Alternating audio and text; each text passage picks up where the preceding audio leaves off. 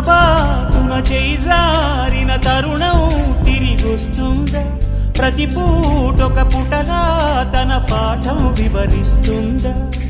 మన కోసమే తనలో తను రగిలే రవి తపనంత కనుమూసిన తరువాతనే పెను చీకటి చెబుతుందా?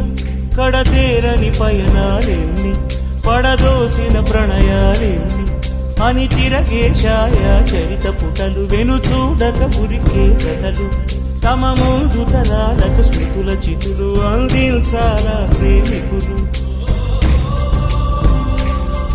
ఇది కాదే విధిరాత, అనుకోదేం ఎదురీత.